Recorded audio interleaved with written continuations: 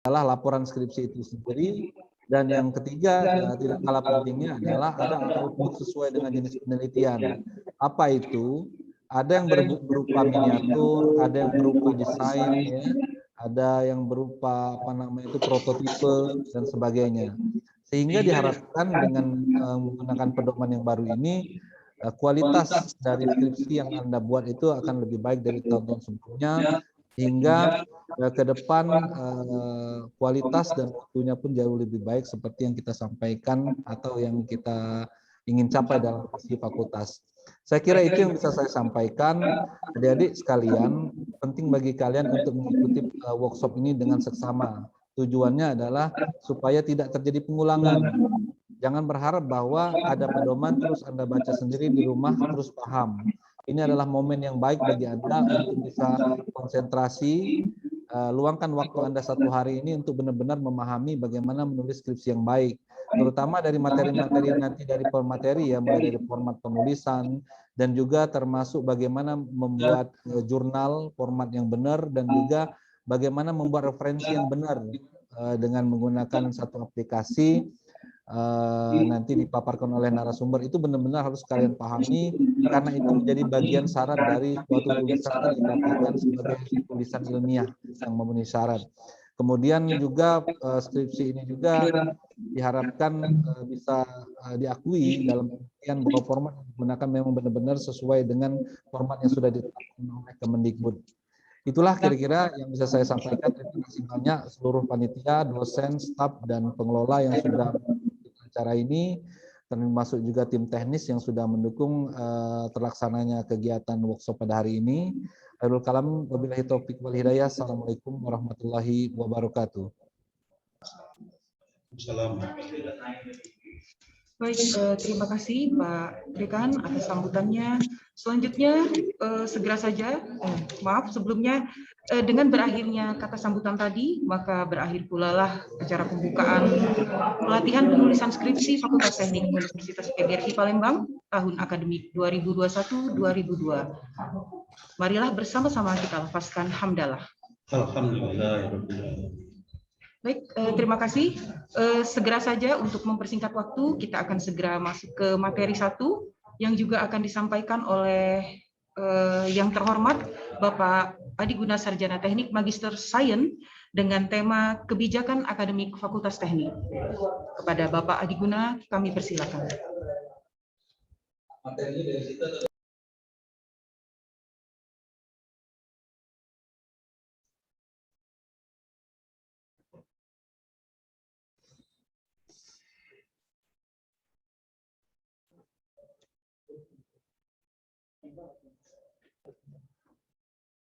Tidak langsung.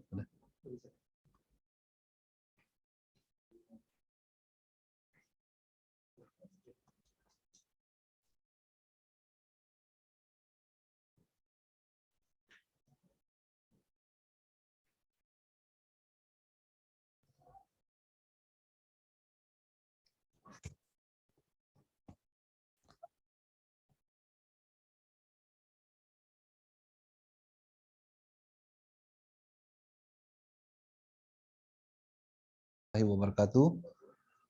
Ini adalah sesi pertama untuk materi tentang kebijakan fakultas.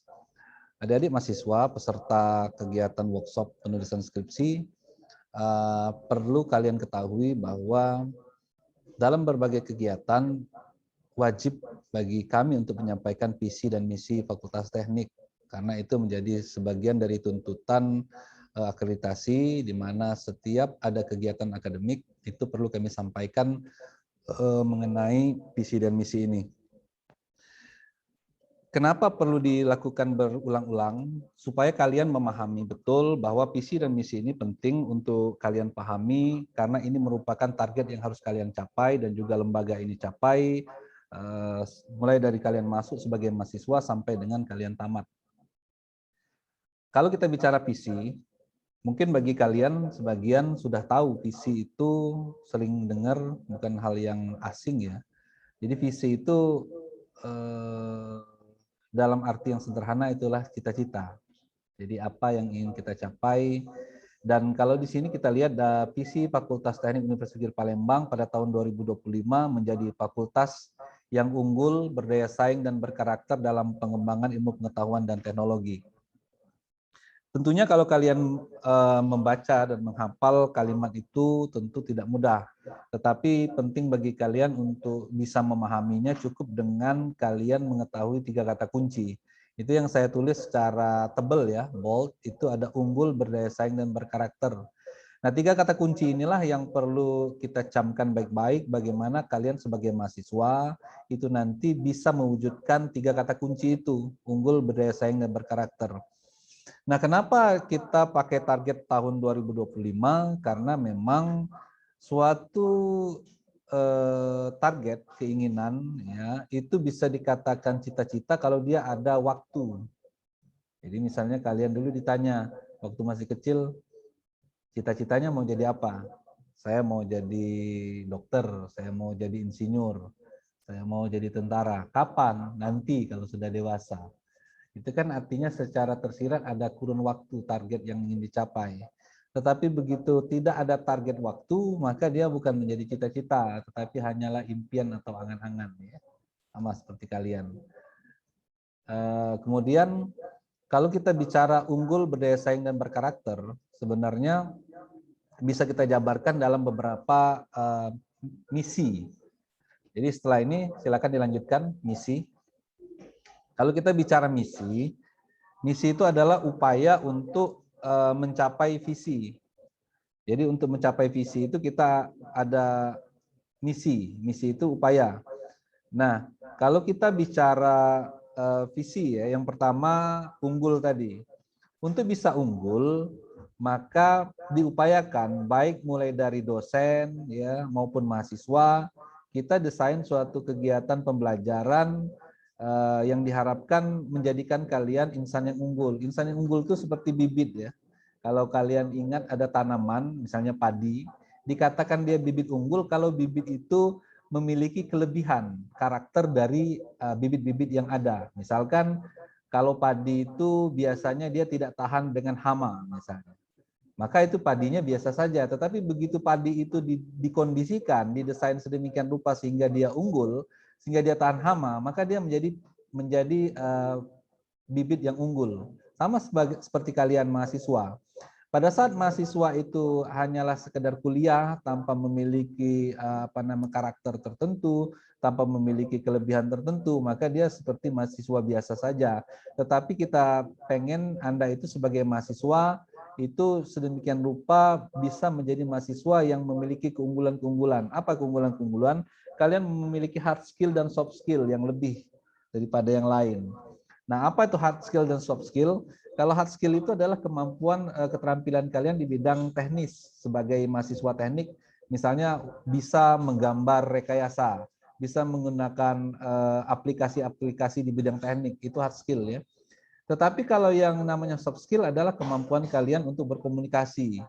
Soft skill itu ya. Jadi kemampuan kalian misalnya tampil di depan umum, menyampaikan materi seperti yang kami lakukan saat ini, cara berkomunikasi, bagaimana menyampaikan suatu materi itu sehingga mudah dipahami, kemudian bagaimana kita beradaptasi, ke semua kemampuan itu termasuk dalam kategori soft skill. Harapan kita hard skill dan soft skill kalian itu menjadi satu modal sehingga kalian menjadi unggul. Kemudian kata kunci yang kedua adalah berdaya saing. Berdaya saing itu artinya kalian itu harus punya kemampuan untuk berkompetisi. Orang itu kalau dikatakan hebat, kalau dia itu kelihatan hebat kalau dia sudah berkompetisi, bersaing. Jadi ada suatu kegiatan, perlombaan, kompetisi, kalian berkompetisi, maka begitu kalian menang dalam kompetisi itu, maka kalian dikatakan punya daya saing. Nah, kompetisi itu tingkatannya macam-macam. Ada tingkatan kelas ya, kalian di antara teman sejawat, teman sekelas, seangkatan, itu dalam kegiatan proses pembelajaran saling bersaing dalam pengertian bersaing yang positif. Jadi bersaing positif untuk bisa menjadi mahasiswa yang berprestasi. Itu artinya kalian memiliki daya saing. Di luar itu pun, kalau kalian lihat di profil fakultas, ada kakak-kakak tingkat kalian yang punya prestasi di luar ya, baik ekstrakurikuler maupun kurikuler, di mana mereka punya prestasi untuk bersaing dengan di luar fakultas, baik di tingkat universitas maupun di luar kampus. Nah, itu juga menjadi salah satu bagian dari kata kunci yang disebut berdaya saing. Jadi orang tuh dikatakan berdaya saing kalau dia sudah berkompetisi. Jadi untuk mendapatkan sesuatu berkompetisi dulu, baru dikatakan memiliki daya saing.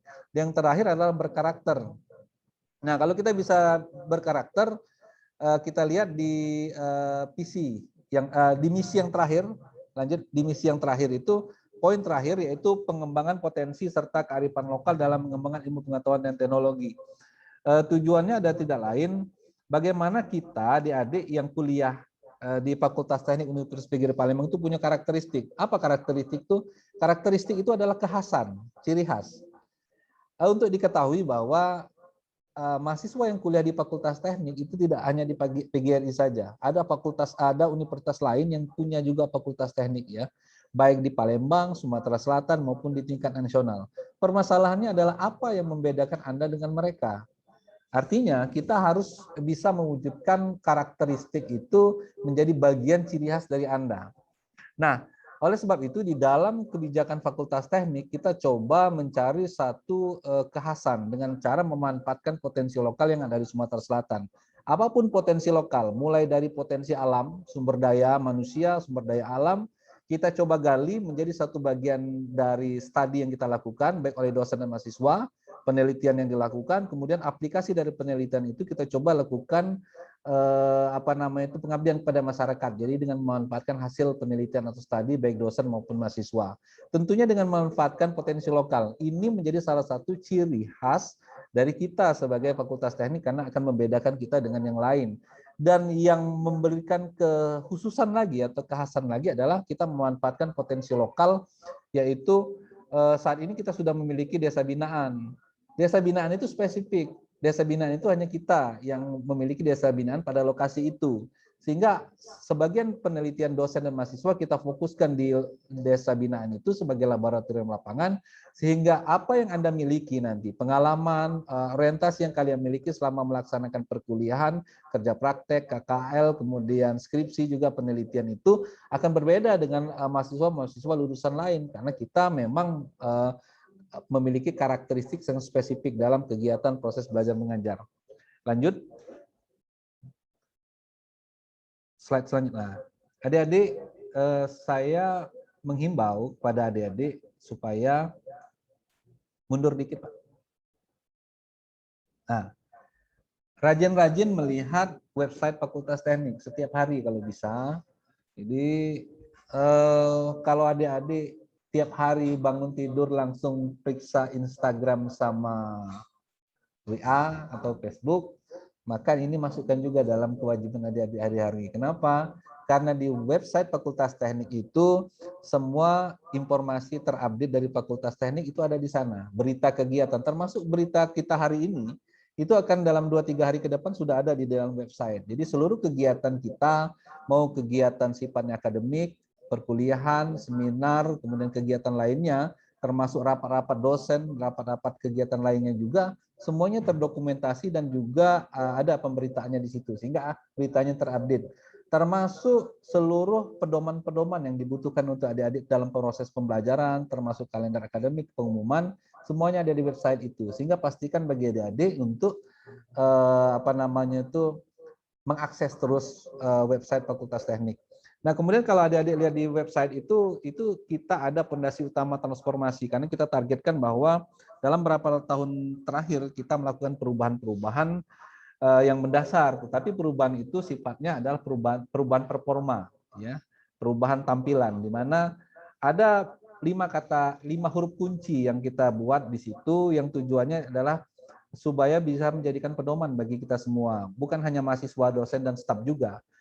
Ada 5 huruf, yaitu pertama MIKIR. Apa itu? M yang pertama adalah motivasi kerja. Motivasi kerja itu tidak hanya untuk dosen dan mahasiswa, dosen dan staf, tapi juga untuk mahasiswa. Penting bagi kalian untuk bisa memiliki motivasi. Tentunya kita pahami bahwa motivasi ini ada 2, jadi dari internal dan eksternal. Dari eksternal itu artinya memang untuk bisa memiliki motivasi kadang-kadang kita butuh orang luar, ada pihak luar untuk bisa memberikan semangat kepada kita. Kemudian bisa juga motivasi itu dari dalam diri kita sendiri. Sehingga perlu kita cermati sebenarnya kita masuk kategori yang mana. Kita itu punya motivasi, itu mau nunggu orang luar menyemangati kita, atau situasi kondisi memaksa kita untuk melakukan sesuatu, atau justru kita bisa menumbuhkan dari dalam diri kita sebuah motivasi untuk kita bisa melakukan suatu kegiatan apapun itu sebagai mahasiswa. Itu yang pertama. Jadi kita harus bisa berkaca, melihat kita itu potensinya di mana. Kemudian yang kedua, punya inisiatif kerja.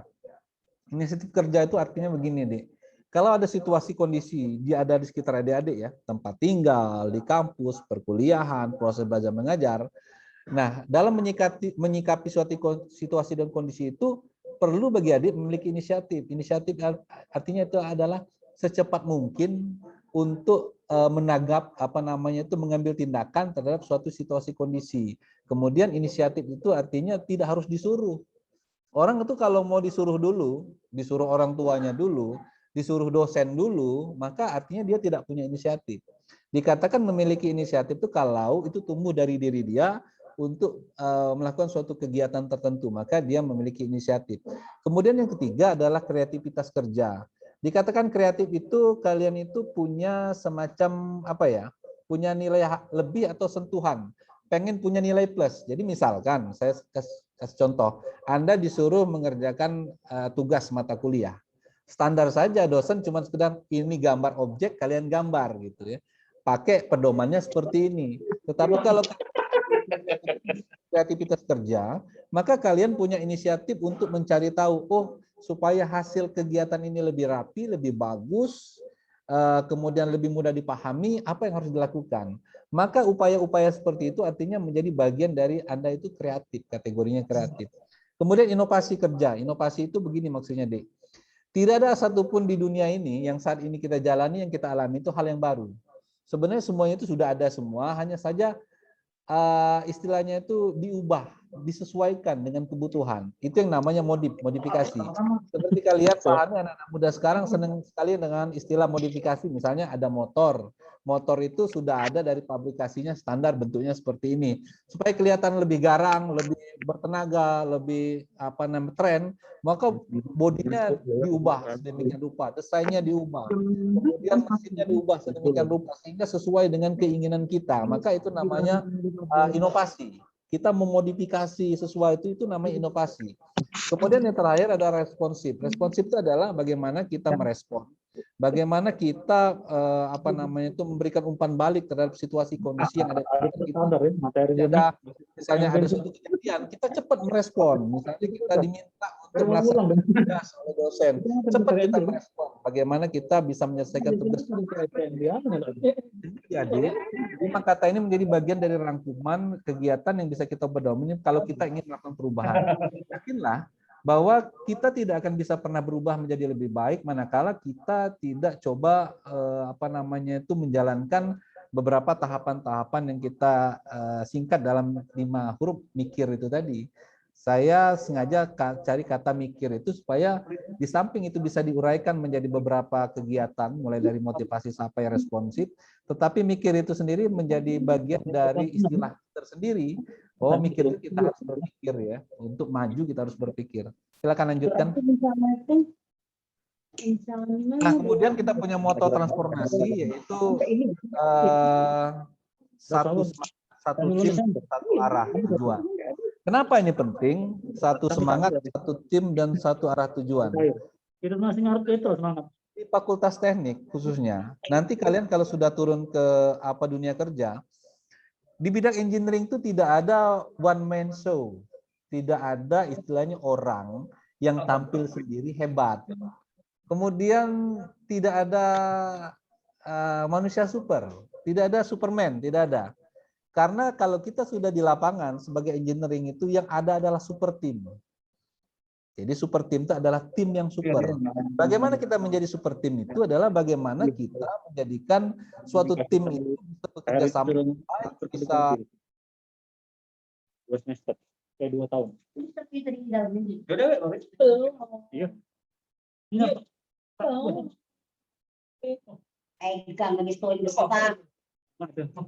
Cak bongkol tadi. Gimana? Nampak salah dari kasih, kampanye aja nanti saya kasih. Ini internetnya apa dia ini? Belum ada aksen juga. Gak tadi, gak. Goma tadi Pak, Goma. Oh jangan, kau ini. Ay, jatuh. Lagi di bawah.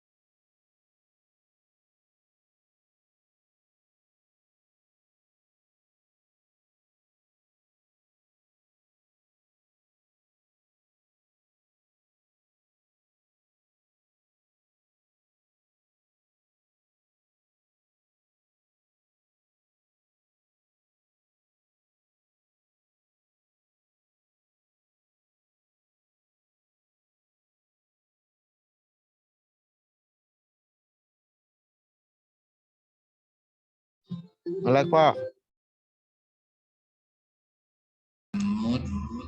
Tes. Kita mulai, kita lanjutkan lagi. Oke, ini. Kita lanjutkan.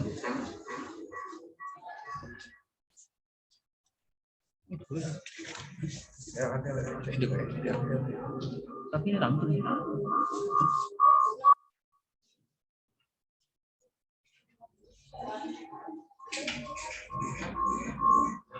Nggak muncul.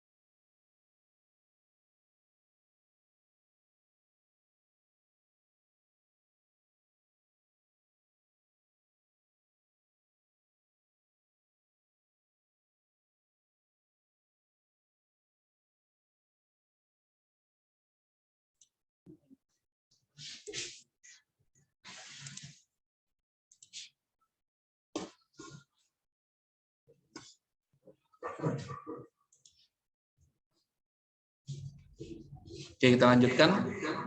Ada 7 aspek kebijakan ya. Di antaranya itu visi misi yang tadi sudah saya sampaikan, kemudian ada tata pamong, mahasiswa dan lulusan, sampai dengan poin 7 yaitu penelitian dan pengabdian masyarakat. Dalam kesempatan ini yang akan saya sampaikan itu justru hanya beberapa poin saja, yaitu visi misi, mahasiswa lulusan, sumber daya manusia dan kurikulum. Nah, tadi saya sudah bahas mengenai mahasiswa dan lulusan yang berhubungan dengan hasil dan soft skill, di mana kalian sebagai mahasiswa diharapkan memiliki kegiatan yang positif sehingga bisa meningkatkan kemampuan hard skill dan soft skill kalian. Kemudian, bagaimana cara memotivasi dan memfasilitasi mahasiswa yang berprestasi untuk menyelesaikan masa studi lebih cepat.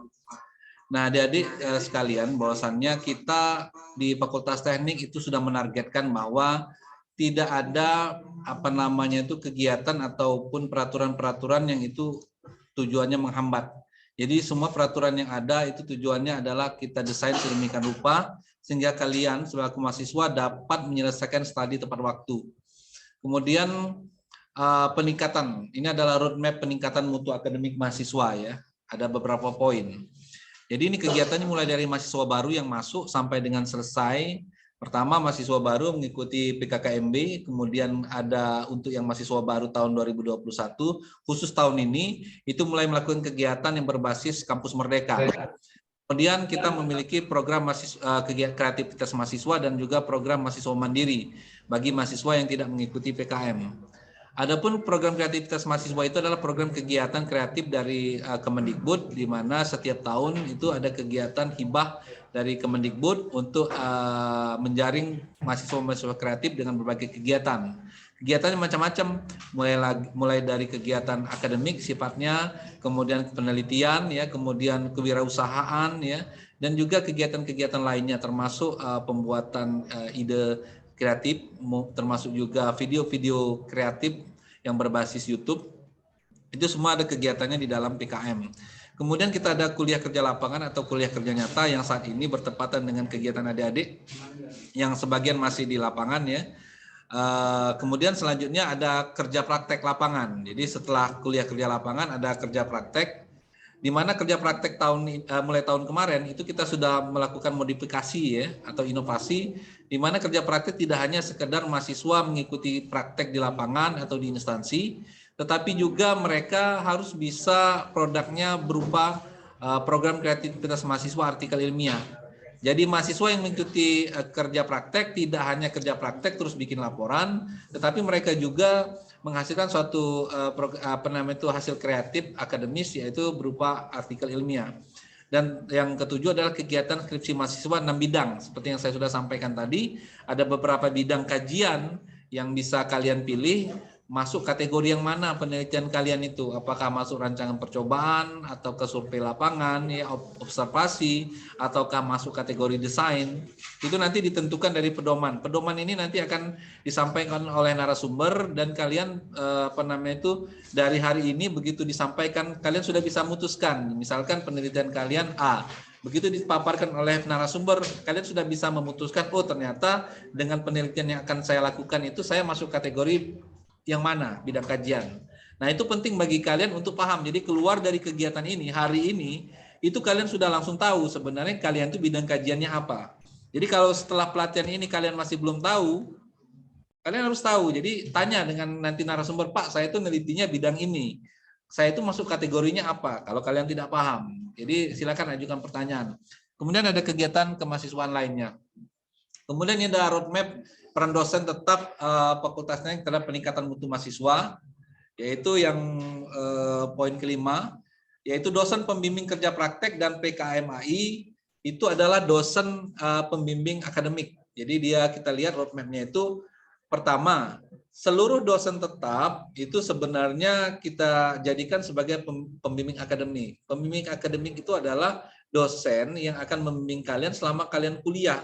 Jadi kalian misalnya ada permasalahan dengan studi kalian, kemudian kalian mau nanti mengambil mata kuliah pada saat pengisian KRS, wajib kalian untuk berkonsultasi dengan pembimbing. Nah, untuk dikoreksi adik-adik mahasiswa, kalau selama ini karena kita sistemnya sudah online, memang ada kekeliruan persepsi bahwa ke pembimbing akademik itu hanya sekedar laporan, Pak, saya ngambil mata kuliah ini, sudah ngisi KRS ini. Nah, sesungguhnya sebelum kalian mengisi KRS itu seharusnya kalian tuh lapor dulu ke pembimbing bahwa Pak saya kuliah sebelumnya itu IPK saya sekian, mata kuliah yang sudah diambil ini.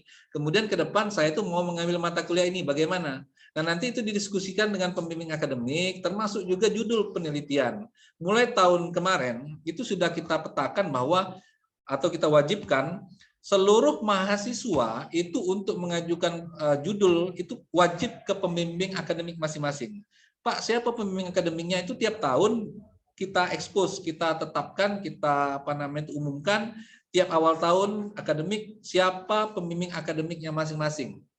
Jadi itu sudah ada. Jadi kalau kalian mengajukan judul, itu silakan menghubungi pembimbing akademik, dikonsultasikan. Pak, saya mau meneliti tentang ini. Bagaimana menurut Bapak? Begitu sudah dapat, judul penelitian, baru nanti lapor ke prodi untuk bisa dibuatkan SK pembimbing dan juga ditentukan pembimbing pendamping lainnya. Kemudian dosen pembimbing adalah dosen, salah satu dosen dari pembimbing skripsi. Jadi adik-adik sekalian, untuk kalian ketahui bahwa dosen pembimbing skripsi itu kan ada dua, ada pembimbing satu, ada pembimbing dua. Kemudian dosen PA tadi, pembimbing akademik itu akan menjadi salah satu dari dosen pembimbing. Apakah dia menjadi pembimbing satu ataukah pembimbing dua itu tergantung dari kebijakan program studi. Tapi dipastikan bahwa salah satu pembimbing itu adalah dosen pembimbing akademik kalian. Oleh sebab itu, wajib bagi kalian untuk mengkonsultasikan judul dan proposal dengan pembimbing akademik. Kemudian ada akselerator program Kampus Merdeka. Jadi kita tahun depan, jadi semester ganjil bagi mahasiswa yang sekarang 2021, semester 3 itu sudah nanti akan wajib untuk ikut kualifikasi Kampus Merdeka. Jadi yang mau magang, yang mau melakukan kegiatan dalam 8 skema Kampus Merdeka, baik itu kegiatan misalnya kewirausahaan, penelitian, belajar mandiri, dan sebagainya, mereka sudah masuk dalam kategori prakualifikasi tahun depan ya, khusus mahasiswa baru tahun ini. Nah, kemudian ini ada perbedaan antara kekhususan dari skripsi yang ini. Kalau di sini tentang kerja praktek kalian sudah lewat ya, sekarang kalian masuk skripsi. Sebenarnya antara kerja praktek skripsi yang lama dengan yang baru tadi sudah saya ulas sebagian, tetapi adik-adik saya mohon maaf bahwasannya sebagian skripsi yang saat ini ada di ruang baca skripsi Fakultas Teknik maupun yang di perpustakaan itu masih format lama semua. Sehingga kalau kalian ingin melihat contohlah mahasiswa yang yudisium kemarin. Kemarin kita yudisium dan wisuda bulan kemarin tanggal 24, tanggal 25 Oktober itu sudah menggunakan format baru. Jadi kalau kalian mau lihat contoh skripsi, jangan lihat contoh skripsi yang lama-lama. Contohlah skripsi yang baru lulus kemarin. Kemarin itu mahasiswa yang lulus di wisuda tanggal 25-26 Oktober kemarin adalah perdana mahasiswa yang lulus dengan format skripsi terbaru. Jadi kalau kalian masih melihat skripsi model lama, itu maka kalian masih salah ya dalam format penulisan dan metode dan sebagainya. Contohlah skripsi kemarin diluluskan ada 22 mahasiswa. Yang di sipil itu ada 10, elektro ada 8, kemudian di kimia ada 4 skripsi. Nah, itu boleh kalian lihat sebagai referensi. Tetapi tidak ada jaminan bahwa format yang mereka gunakan 100% benar, belum tentu. Tetap harus dikoreksi dan dikonsultasikan dengan pembimbing kalian masing-masing. Demikianlah paparan dari saya sehubungan dengan kebijakan dari Fakultas Teknik. Semoga sisa waktu kalian dalam di kampus ini bisa kalian manfaatkan semaksimal mungkin sehingga memberikan hasil yang baik. Dan satu hal lagi saya ingatkan, kita tahun ajaran ini itu akan masuk di tahun ajaran genap pada saat awal Februari. Artinya kita harus yudisium kalian yang sekarang skripsi yang mau wisuda di ganjil, semester ganjil tahun 2021, itu paling tidak yudisiumnya Januari. Artinya sebelum Januari sudah ada proses sidang, sudah ada proses seminar hasil.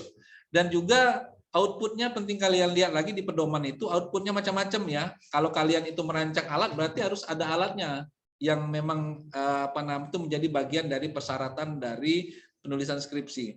Nah, demikian sekali lagi saya himbau adik-adik mahasiswa, manfaatkan waktu 1 hari ini fokus untuk benar-benar menyerap informasi dari para narasumber, dan kalau memang tidak paham segera ditanyakan hari ini juga. Karena jangan menunda waktu. Kalau kalian menunda nanti mau tanya lagi dengan pembimbingnya masing-masing, dikhawatirkan nanti persepsinya beda-beda lagi. Jadi jangan tidak menggunakan waktu ini dengan sebaik-baiknya. Manfaatkanlah dengan sebaik-baiknya. Demikian saya akhiri paparan saya tentang kebijakan Fakultas Teknik Universitas Negeri Palembang. Wabillahi taufiq wal hidayah. Assalamualaikum warahmatullahi wabarakatuh. Antar.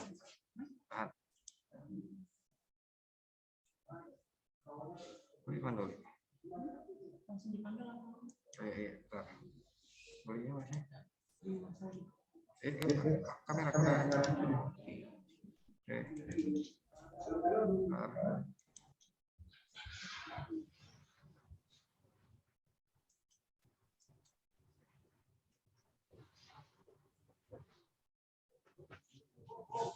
Baik, demikianlah tadi materi kita yang pertama yang tadi telah disampaikan oleh Bapak Adi Guna, Sarjana Teknik Magister Sains.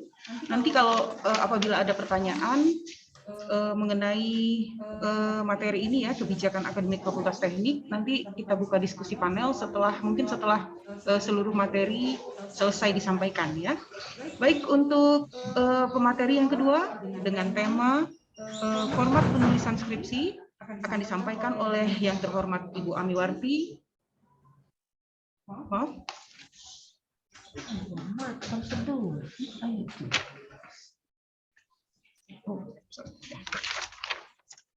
Mohon maaf. Untuk materi yang kedua dengan tema prosedur dan persyaratan kegiatan skripsi mahasiswa akan disampaikan oleh yang terhormat Ibu Amiwarti, Sarjana Teknik Magister Teknik, yang juga merupakan Ketua Program Studi Teknik Sipil Fakultas Teknik Universitas PGRI Palembang. Kepada yang terhormat Ibu Amiwarti, kami persilakan.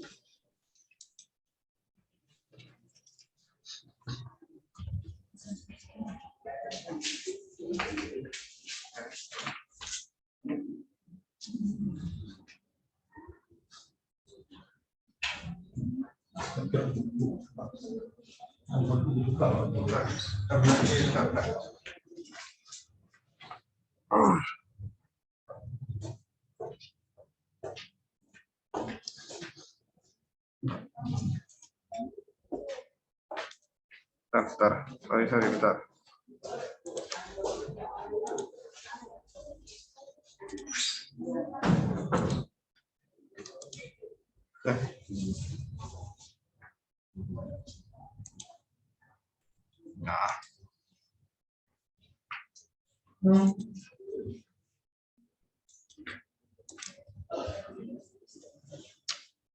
Oh, apaan? Apa dia? Cacar.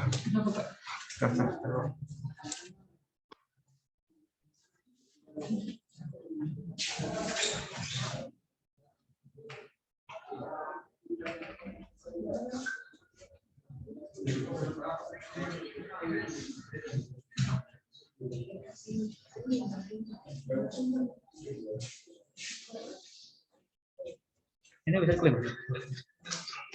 Ada yang di sini silakan.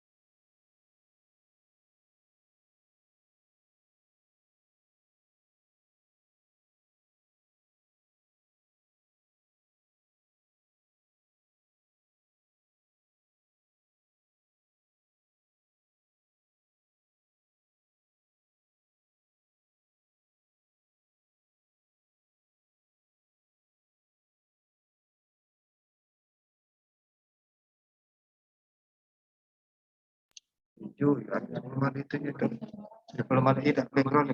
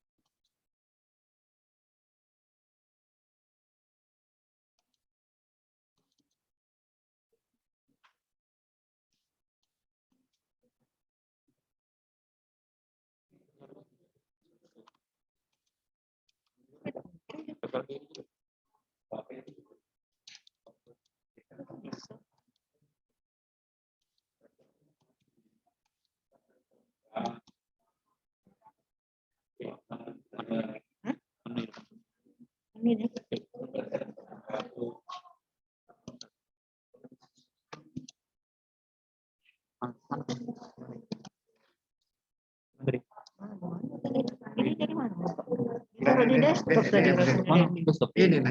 Ini lah tadi langsung. Ini. Nah, Ini rusak ini. oh iya. Taruh di desktop.